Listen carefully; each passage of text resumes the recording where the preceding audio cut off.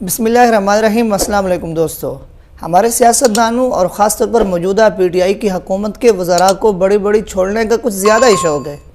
حال ہی میں چند دن پہلے 25 دسمبر کو قائد ڈے کے موقع پر ایک تقریب کا انعقاد کیا گیا، جس میں قائد اعظم کی خدمات کو پاکستان بنانے کے لیے ان کی قربانیوں کو خراج تحسین پیش کرنا تھا۔ اب اس تقریب سے فواد چودھری صاحب نے خطاب کیا اور خطاب کے اندر انہوں نے جو باتیں کی وہ میں آپ کو سناتا ہوں، یقیناً سن کر آپ بھی ہنسنے پر مجبور ہو جائیں گے۔ حالانکہ آپ کو بتاتا چلو اس تقریب کا انعقاد اس لیے کیا گیا تھا کہ قائد اعظم کی خدمات کو خراج تحسین پیش کیا جائے۔ اب چاہیے تو یہ تھا کہ ہمارے وزیر موصوف فواد چودھری صاحب اس تقریب کے اندر قائد اعظم کی قربانیوں کو، قائد اعظم کی محنتوں کو، قائد اعظم نے جو دن رات کوششیں کی ان کوششوں کو سراہتے، خراج تحسین پیش کرتے اور ہمارے نوجوانوں اور ہماری نسل نو کے سامنے رکھتے، تاکہ ہماری نئی نسل اپنے قائد کے اس عظیم احسان کے بارے میں جان سکتے۔ لیکن آپ کو وہ کلپ دکھاتا ہوں، 8 منٹ کا آپ نے پورا سننا ہے کہ فواد چودھری صاحب نے اس کے بارے میں کیا بات کی۔ پھر اس کلپ کے بعد میں آپ سے چند باتیں کرنا چاہتا ہوں۔ آپ نے اگر ابھی تک چینل سبسکرائب نہیں کیا، سبسکرائب کر دیجئے اور ساتھ لگے بیل کے بٹن کو بھی دبا دیجئے۔ سب سے پہلے تو یہ کنفیوژن بالکل دور کر لیجئے کہ قائد اعظم کوئی مذہبی ریاست چاہتے تھے۔ قائد اعظم پاکستان کو ہرگز ایک مذہبی ملک کے طور کے اوپر نہیں دیکھتے تھے، اور یہ سارے لوگ جو آج قائد اعظم کے نام کے اوپر پاکستان کے لوگوں کو بیوقوف بنا رہے ہیں کہ اسلامی ملک کا مطلب شاید مذہبی ملک تھا، یہ قطعی طور پہ ایسا نہیں تھا۔ قائد اعظم کا تو جس قسم کے وہ سٹائلش آدمی تھے، جو ان کا لائف سٹائل تھا، جو علامہ اقبال کا لائف سٹائل تھا، وہ تو بالکل بھی یہ لوگ جو آج کل قائد اعظم کی باتیں کر کے پاکستان کو ایک پسماندہ بیکورڈ ملک بنانا چاہتے ہیں اس سے ملتا جلتا نہیں تھا۔ قائد اعظم اپنے دور کے ایک بڑے ماڈرن، پروگریسو، فارورڈ لکنگ آدمی تھے، اور اس طرح سے علامہ اقبال بھی۔ تو ان قائدین نے کیوں یہ فیصلہ کیا کہ پاکستان ہونا چاہیے، مسلمانوں کا ایک ملک ہونا چاہیے؟ وہ اس لیے فیصلہ کیا کہ جو سیاست تھی ہندوستان کی اس کو وہ دیکھ رہے تھے، اور ان کو لگ رہا تھا کہ ایک ایکسٹریمزم یہاں پہ جب بھی جمہوریت آئے گی تو یہاں پہ جو ایک ہندو میجورٹی ہے اس کی قیادت ایسے لوگوں کے ہاتھ میں چلی جائے گی جو اقلیتوں کا جینا دو بھر کر دیں گے۔ اور آج ہم ہندوستان میں دیکھ رہے ہیں کہ کس طریقے سے نریندر مودی اور بھارتیہ جنتا پارٹی نے مسلمانوں کا جینا وہاں پہ دو بھر کر دیا، اقلیتوں کا آج نیو یارک ٹائمز کا جو فرنٹ پیج ہے اس میں ہندوستان میں جو مسیحی منورٹی ہے اس کے ساتھ جو ہو رہا ہے وہ آج نیو یارک ٹائمز کے فرنٹ پیج پہ، مسلمانوں کے ساتھ جو وہاں پہ ہو رہا ہے وہ تو ایک نیو نارمل ہو گیا۔ وہاں پہ لنچ، ہمارے ہاں یہ سیالکوٹ میں انسیڈنٹ ہوا ایک لنچنگ کا، ایک جو وہاں پہ جان گئی ایک معصوم شہری کی، آپ نے دیکھا پورا پاکستان اکٹھا ہو گیا اور پورے پاکستان نے اس اقدام کی مذمت کی۔ ہندوستان میں مسلمانوں کے ساتھ یہ روز ہو رہا ہے اور کسی کے کان پہ جوں نہیں رنگ رہی۔ یہ وہ ہندوستان تھا جو ہمیں قائد اعظم محمد علی جناح اور جو پاکستان کی جو اکابرین ہیں اور مشاہرین ہیں جو 1947 میں 1940 سے 47 تک جنہوں نے پاکستان کے قیام کے لیے جدوجہد کی، ہمیں اس کے وین کی داد دینی چاہیے، علامہ اقبال کے وین کی داد دینی چاہیے کہ جنہوں نے اتنا سال پہلے یہ کنسیو کر لیا تھا کہ جو میجورٹی ہوگی اور بروٹل میجورٹی ہوگی وہ کیا سلوک کرے گی۔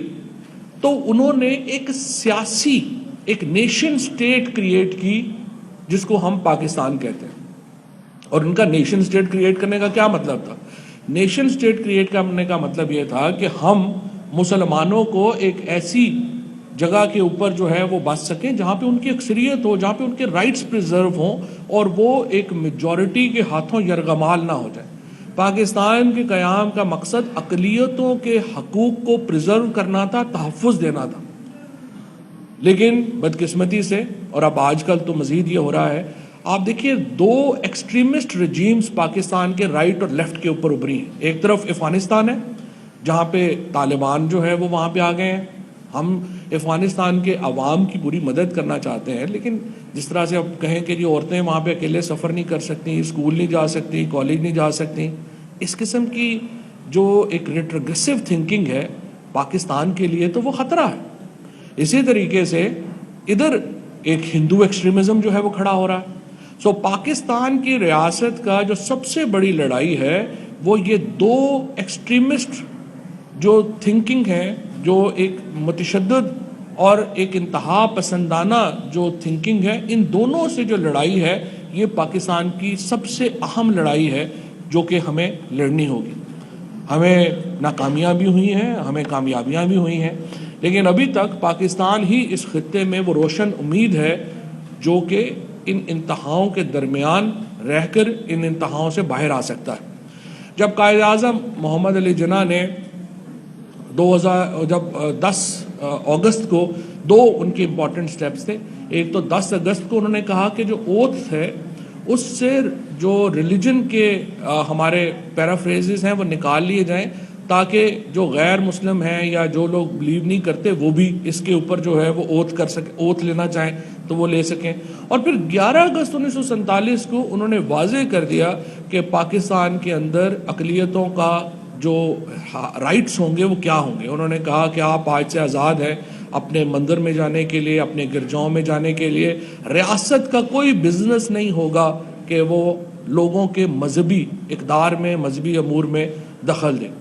اس کے بعد ہمارے ہاں ایک بہت بڑی ریٹروگریسونیس آئی ہے، ایک بہت بڑا ہم دیکھ رہے ہیں کہ پاکستان نیچے گیا ہے۔ اور یہ کیوں گیا؟ میں اس لیے یہ کہتا ہوں کہ یہ قائد اعظم محمد علی جناح نے پاکستان کو مذہبی ریاست بنانے کا نہیں سوچا تھا، کیونکہ اگر پاکستان ایک مذہبی ریاست بننا ہوتا تو پھر تو دیکھیے پاکستان کی تحریک مولانا ابوالکلام آزاد یا مولانا مودودی چلاتے، کیونکہ جو علم تھا، جو مذہبی علم تھا، ابوالکلام آزاد کا تو کوئی مقابلہ نہیں تھا کسی سے۔ وہ تو ایک بہت بڑے عالم تھے، تفاسیر انہوں نے تفسیر لکھی قرآن پاک کی جو سیلیبریٹڈ تفسیر ہے۔ ان کا جو حدیث کے اوپر جو علم تھا مولانا ابوالکلام آزاد کا، اس کا کوئی میچ نہیں تھا۔ اور پھر اس کے بعد مولانا مودودی، اور پھر اس کے بعد دیکھیے جو اس وقت ہمارے JUI جمعیت علماء اسلام کے جو اکابرین تھے، یہ تمام جو لوگ تھے یہ مذہبی حوالوں سے بڑے اکمپلشڈ لوگ تھے، بڑے ان کی جو تھی وہ بڑی قدر سمجھی جاتی تھی اور مذہب کے اوپر ان کا عبور تھا۔ لیکن ان لوگوں نے پاکستان کی تحریک کی قیادت نہیں کی،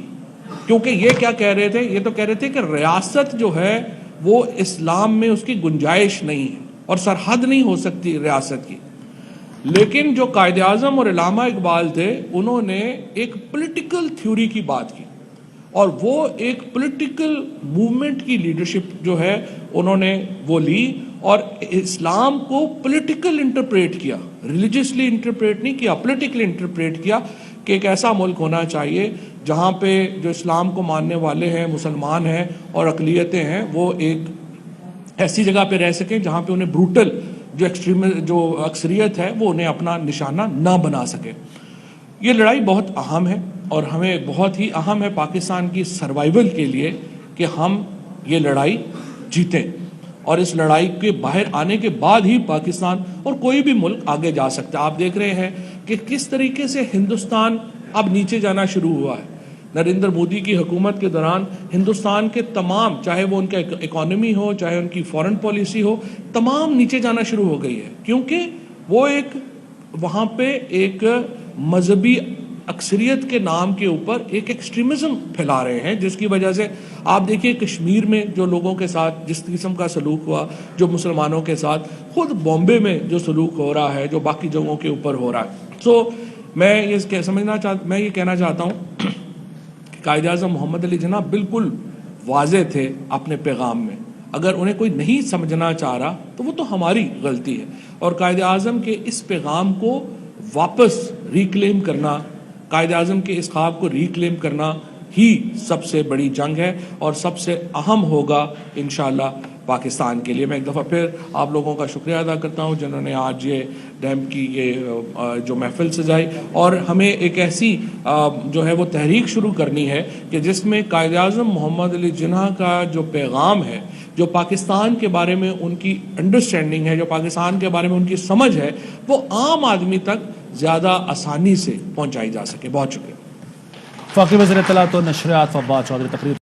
تو دوستو آپ نے یہ کلپ سنا، وزیر موصوف کی گفتگو سنی۔ اب میں آپ سے چند باتیں کرنا چاہتا ہوں۔ چلو مان لیتے ہیں فواد چودھری صاحب کے مطابق کہ قائد اعظم پاکستان کو ایک مذہبی ریاست نہیں بنانا چاہتے تھے، بلکہ وہ پاکستان کو ایک لبرل اسٹیٹ بنانا چاہتے تھے۔ اب یہ سوال ہے میرا فواد چودھری صاحب سے کہ تو پھر قائد اعظم نے مغربی پاکستان کے اندر پاکستان کا جھنڈا لہرانے کے لیے ایک مولوی کا انتخاب کیوں کیا؟ مغربی پاکستان کے اندر پاکستان کا جھنڈا لہرانے کے لیے مولانا شبیر احمد عثمانی کا انتخاب کیوں کیا، جو کہ کٹر عالم تھے، مولوی تھے، اور نہ ہی لبرل تھے نہ ہی سیکولر تھے؟ اور ساتھ ہی مشرقی پاکستان میں دیکھ لیں، چاہیے تو یہ تھا کہ قائد اعظم پاکستان کا جھنڈا لہرانے کے لیے، چاہے وہ مشرقی پاکستان ہو چاہے مغربی پاکستان ہو، پاکستان کا جھنڈا کسی ایسے شخص کے ہاتھ میں دیتے جس سے یہ ثابت ہوتا، یہ بات سامنے آتی کہ قائد اعظم پاکستان کو ایک لبرل اسٹیٹ بنانا چاہتے ہیں۔ حالانکہ انہوں نے مشرقی پاکستان کے اندر مولانا ظفر احمد عثمانی صاحب کے ہاتھ میں پاکستان کا جھنڈا دیا، اور مغربی پاکستان کے اندر انہوں نے مولانا شبیر احمد عثمانی کا انتخاب کیا۔ اب ان وزیر موصوف سے سوال کیا جائے کہ اگر قائد اعظم پاکستان کو لبرل اسٹیٹ بنانا چاہتے تھے تو انہوں نے کیوں دو مولویوں کا انتخاب کیا؟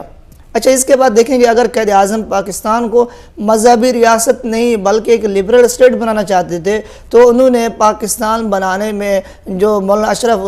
اشرف علی تھانوی صاحب کو خط لکھے تھے، اب وہ خط پڑھیں جس سے واضح ہوتا ہے کہ قائد اعظم پاکستان کو کیسی ریاست بنانا چاہتے تھے۔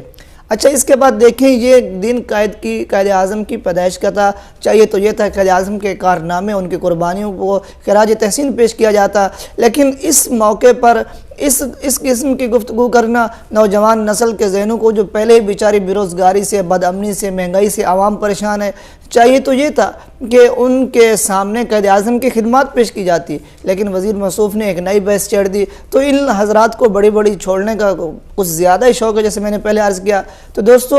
اگر پاکستان کو اسلامک اسٹیٹ کی بجائے، مذہبی ریاست بنانے کی بجائے پاکستان کا نام اسلامی جمہوریہ کیوں رکھا گیا؟